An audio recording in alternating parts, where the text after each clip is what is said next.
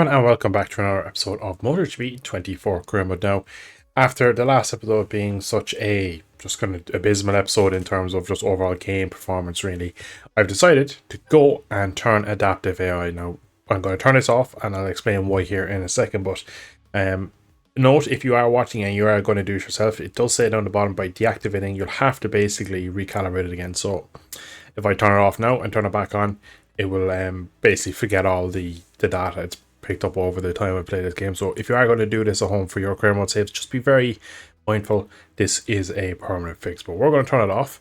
I'm going to put the difficulty to 120%. Now, the reason we're doing that is the adaptive AI is a brilliant feature. It's just not working perfectly at the moment. And I like the fact that I can kind of maybe play the game a bit more kind of casually and still have these good battles. But at the same time, I felt like I was doing like all these practice sessions, trying to build like long runs and show my speed off to the game. For the game then to come back and give me AI 3 seconds and up slower, and I don't really want to hold it up, and I don't want to make it look like that's my speed when previous gears gone by. I can battle the AI shoot nail at my speed, and that may be. Now, if 130% is too fast for me, I'll turn down a bit and I'll try and scale it myself. But hopefully in the future, maybe once it gets updated a bit more consistently, I think it could be another brilliant feature to turn back on. But just for now, in this career mode, particularly in the GP class, it seemingly works better in the lower categories from what I've seen. But for now, we're going to just leave it off. But that is enough from the intro. It is time to jump into the Seiren Grand Prix, my favorite race of this season. We are leading the championship. Let's see, can we increase the lead at the top of the table? So at the end of practice, the 120% AI are pretty rapid. We are down in P28. Look at that. Beautiful symmetry. Bottom riders all on Japanese. We've Honda, Yamaha, and another Honda. So, and followed by Jack and Augusto. So at the moment, the scaling of the AI is pretty decent.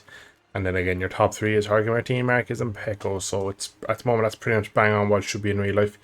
Being third and kind of 15th, it's all up for grabs. But everything in between that is pretty standard now. I've noticed with the difficulty being changed, I can't really outbrake them. They get far superior drive. They're just quicker everywhere. It feels like I'm on a very, very poor Honda, which is being backed up by being 1.8 off. No, there was no real push for a lap there, but at the same time, I was behind Pecco for a few corners really, and yeah, he got smaller and smaller and disappeared into the future. So it's going to be very difficult. We're going to have to try and get some control over the team and get some developments because this bike is woeful. So we have the first qualifying top two will go through for me. I need to be top Honda, top Japanese manufacturer. The likes of Miller and Franco Morbidelli will be the boys I'll be looking to go through. The factory KTM and the GP24 in the Pramac team. Yeah. Feel like now that we're back in Europe, fully practiced the European season as it starts in Seiren, the overall ranking has kind of gone back to normal, so I'm not a championship challenger anymore. I'm back to being kind of on a really poor Honda that's pretty far off, so we're going to have to really work hard at to see can we just get good results over the year. Maybe Catano might be our only victory of the season somehow.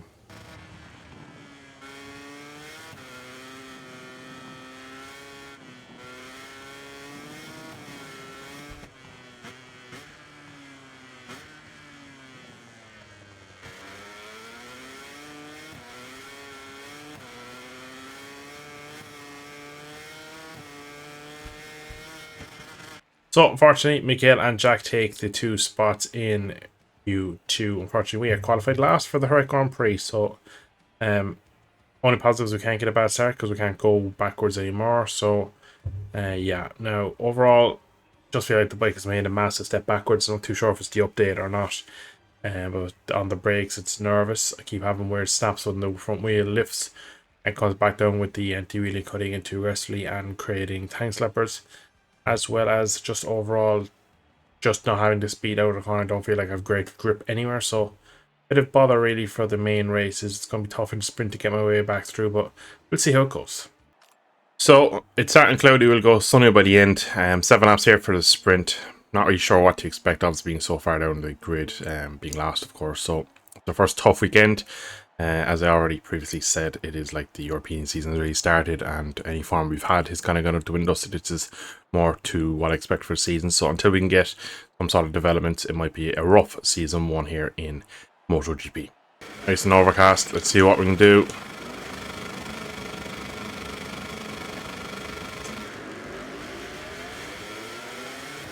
But even though we're last, still pretty poor into turn 1. Mad that we've won a race this season considering how weak we are now. Very good run through turn 1 though, I must say. I think points in the sprint are probably not on the table, but if we can get ahead of Zarko, which would be my main goal.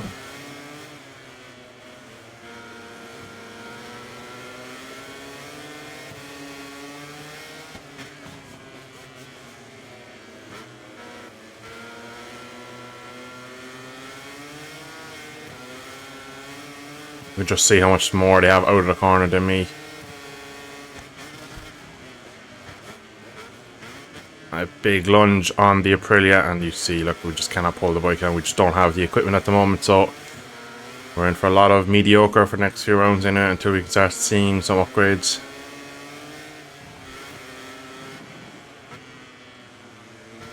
So you can see really the speed is definitely not there. Opening lap, obviously, we were just kind of getting lucky with some people's mistakes and stuff, and now we're being closed in on by our teammate. Can't pull it down. I lose so much on corner exit. The bike feels very, very poor here. I'm not too sure what the difference between the bike we raced in Texas and here is, but it does not feel the same at all. It's a lot worse. I'm a lot slower on. I naturally feel like I don't have the speed here, which I haven't felt this bad yet on this bike, so bit of an interesting one. So I'm quite over the limit everywhere. And the last lap we got passed by Fabio and Miguel Oliveira, and they have just buggered off into the sunset. If we can keep Zarko behind us, that is the goal, but you can see how much we are lacking because they're just driving away from me. I'm very much off speed, and I'm more than 2 seconds off the fastest lap, and yeah. Dark, while I look into Lorenzo, we go defensive though. Just don't have any natural turning from this Honda Harriet, which is so annoying because this track is all about keeping the flow. Thankfully though, Zarko isn't showing that he has a better bike than me and outpower me into turn 1 or anything like that. It just shows that maybe he's just getting it through the corners a bit better than I am, but at least he's not kind of just riding alongside me like some of the other manufacturers did, so that makes me feel a little bit better.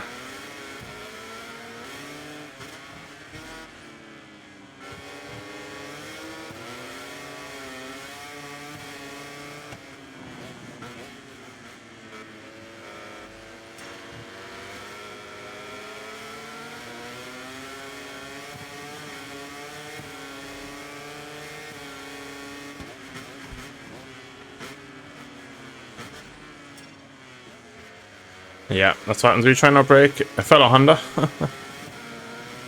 So you can keep the factory bikes behind because it'd look good if he and Zach are at the top ice, but you can see, look what Bezecchi did to us in half a lap. Yeah. And even Zarko, now that he has a bit of clear track, has a lot more corner speed. Saying that, he gets Nieto all wrong, which means we're right onto the back of him.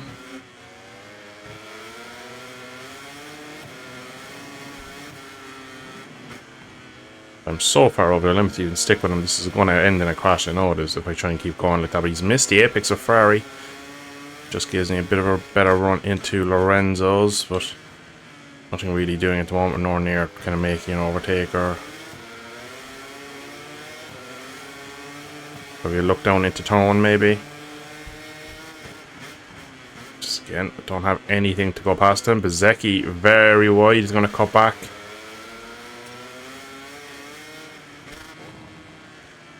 Oh, front locking into 2. This is dangerous now, Dylan.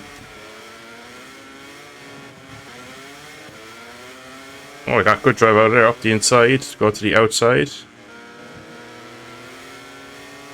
Strange to see Zark get such poor because he's been pretty much bulletproof since he's got through on us. There was a small contact, hope he doesn't mind. Didn't get a warning though, so I'd say it's all love, fair in love and war. But Bezecchi has gone through. Has really turned its speed in this group up. We're wide again in the difficult turn 10. Inside Zarko goes. We're going to go for a bit of a cutback. Can we get him into Ferrari? We'll have the inside line. Then he'll get the run to Lorenzo's, I'd imagine. Luco Cecchinelli is going to be pulling his hair out. There's a crash somewhere in front. Last lap now for me. Fast lap out of my race. Just that lap there. Not surprised when I had Zarko pulling as many moves as we were on each other. We're upping the speed a bit. Bezzecchi wide again in turn 1.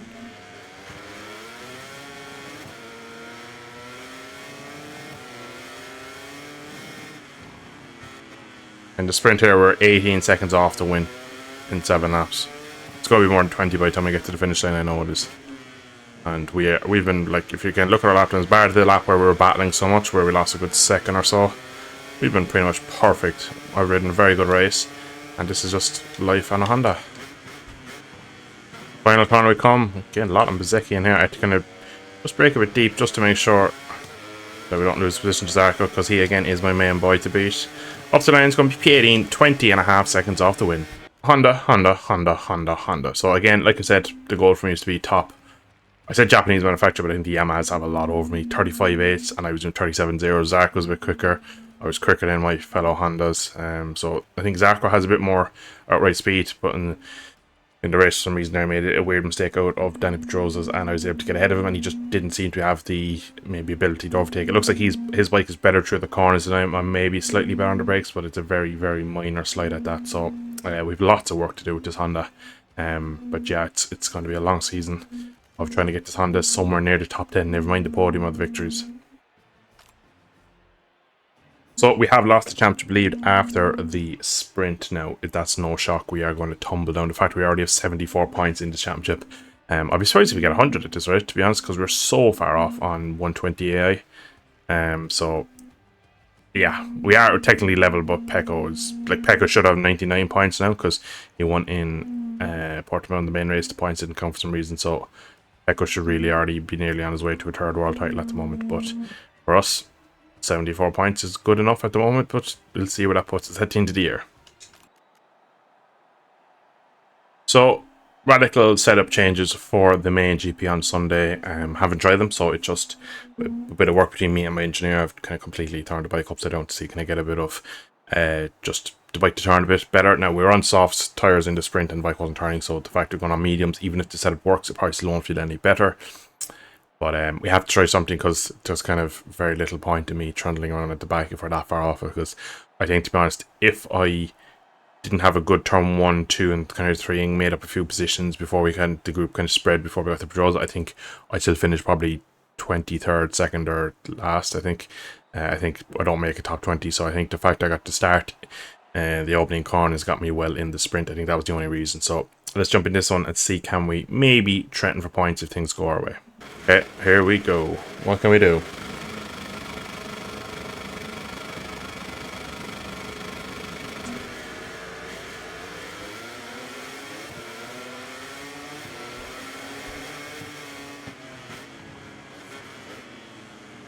Shocking run down to turn 1. We're going to see can we get a good run through it though. We'll go very aggressive up to turn 2. No. Oh, up the inside of our teammate. We're going to hold the inside line. So inside around the grass. And again. Puts us back behind Zarko. Zarko's wide up. Me and Acosta had contact. I wasn't sure if it was me and Augusto or Acosta. We're only ahead of Nakagami. Oh, contact between me and one of the gas again. That was Augusto this time, so I got my man. And that leads Nakagami through, so it's not been a good start. We're still basically battling for last, I'm afraid. We're going to go for a little gap. We're going to go for it. Seki also thinks of it. I think we contact there as well with our teammate. Go for the lunge on Zarko. We try and pick him up through the difficult turn 7. He releases the brake and holds around the outside, in fairness, into Aspar. He was running wide in the sprint in here, so let's see if he's rectified that. We've gotten a warning for contact with Zarko, I believe. Oh, one of the Yamas has slid out at the last corner. I believe that to be Alex Wins. It is Alex Wins out. the run on our teammate. We just need to level him in the brakes, which we seemingly done. Have we hold the position? He's going to hold around the outside. He turns across us, in fairness. Very, very brave from Zarko. We had a bit of a moment on the brakes that just kind of stopped us from getting the move done. But I feel like I actually have more pace in this one straight away. But look at my front tyre. I've absolutely murdered it already. Can I get up the inside? Zarko just wanted a bit of rear grip there and just span up massively underneath me. So it's been a tired weekend so far. And at the moment, we are struggling even further. Oh, Zarko's lost the front. You can see immediately, as soon as he got the bike to fully in the front, went. That cost me speed through the very awkward uphill kind of, it's wide and tight turn 5 down into 6 now, patrols a corner, and my front is also on the walkabout. So yeah, a couple of riders out here. 2 Japanese bikes, of course, have crashed out so far. Digi as well now is the one that's kind of been banished to be back here with the Hondas. But yeah, it's going to be a long afternoon here. We've already lost the kind of the tow. See, can we catch maybe to Mir? I'm not too sure if I have any speed at catching, and to be honest, my front tire is an abysmal way already. It's overheating so much. The medium just is like chewing gum. I have better feeling from the soft in the main race, or the sprint side, than over this medium in the main race here. So you can see as soon as we get it into the corner, as soon as I lean in. So I think it's a bit of a bad tire after getting in the front here. I believe that's a Gusto going up the inside. We've gone very wide. I can't trail brake at all. Go back for, I would say, late apex, but there was no apex. In the high 38s at the moment, so the speed is just not there from this Honda at the moment. Not really sure what we're going to do with the front tyre issue, because it's just overheating everywhere. It's a very, very dangerous tyre to be on. I can't, as soon as I tip in, it's red hot, so chances are I'm going to push on a bit and I'm going to lose the front in dramatic fashion. That's what I think is going to happen. So it feels like it's going to happen anyway at every corner.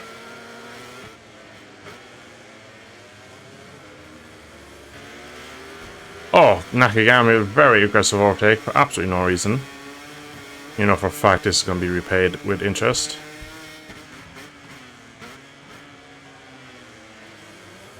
And we are down. Battling Nakagami, and we have basically lost the front.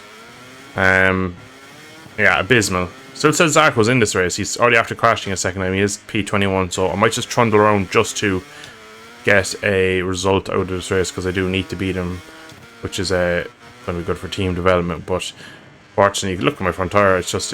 I'm not too sure I can finish this race with this front tire. It's dying. I can't do anything with it. It's locking on entry there, and you can see he's put me massively wide up ponds.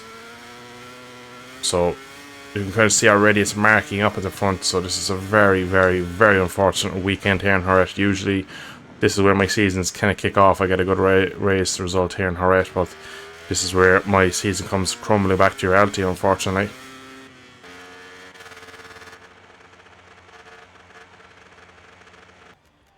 So Pecco wins it. We obviously did not finish in the end. That front tire was dangerous, so I decided to pull into the pits. Shame really, because I don't know, just a shame. Speed was very not there this weekend. It was worrying. Like 38 is what I did in the race. That's just not good enough really. We're so far off it.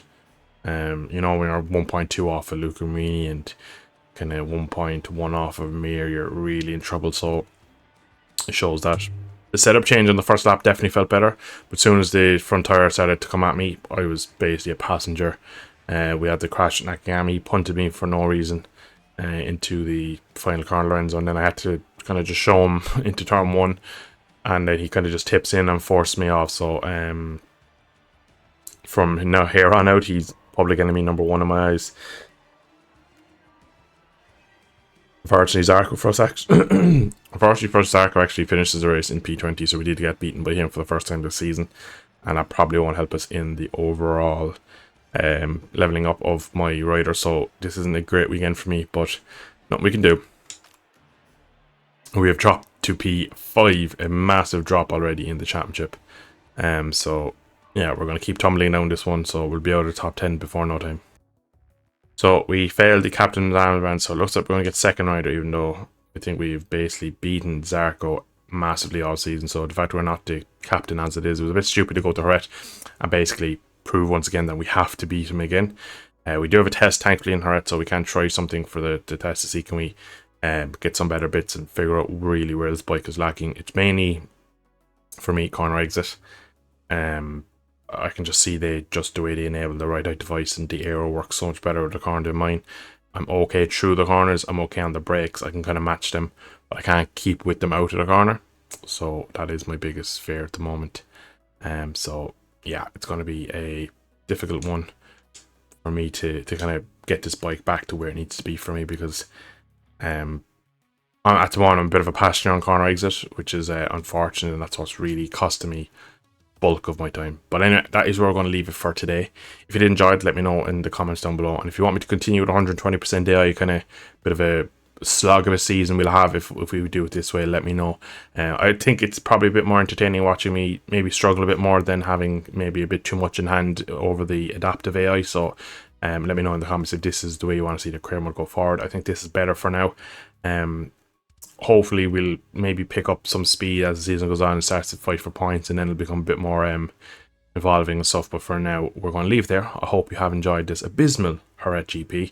Thanks for watching, and I hope to see you all in a future video sometime soon. Thanks for watching. Slán go fóill.